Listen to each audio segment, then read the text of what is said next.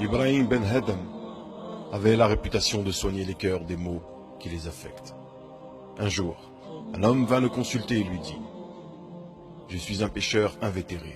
Dis-moi quelque chose qui me dissuade de continuer dans cette mauvaise voie. » Ibrahim lui dit « Rappelle-toi 5 choses avant de commettre un péché et tu finiras par te repentir par la volonté d'Allah subhanahu wa ta'ala. » « Lesquelles, ô Ibrahim ?» demanda l'homme avec impatience.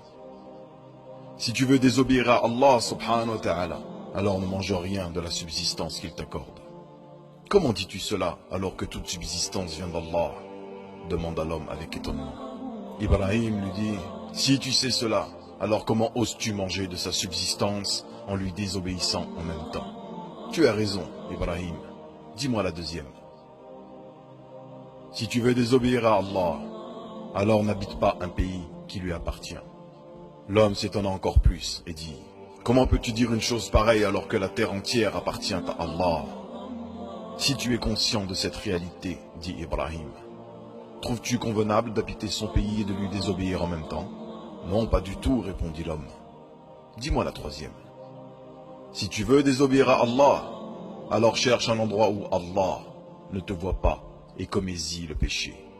L'homme lui répondit, comment dis-tu une chose pareille alors qu'Allah connaît les secrets les plus profonds?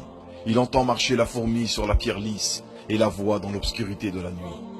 Ibrahim lui dit, tu sais tout cela et pourtant tu te permets de lui désobéir. L'homme répondit, dis-moi la quatrième. Si l'ange de la mort, Malik al-Mout alayhi salam, vient saisir ton âme, alors demande-lui de t'accorder un délai.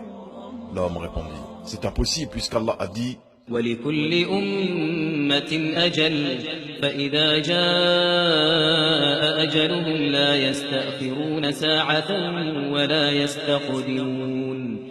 Si tu es conscient d'une telle vérité, comment espères-tu le salut alors que tu continues de lui désobéir? L'homme répondit, c'est vrai ce que tu dis. Dis-moi la cinquième. Si les anges chargés du châtiment des damnés viennent à toi pour t'emmener en enfer, alors ne va pas avec eux.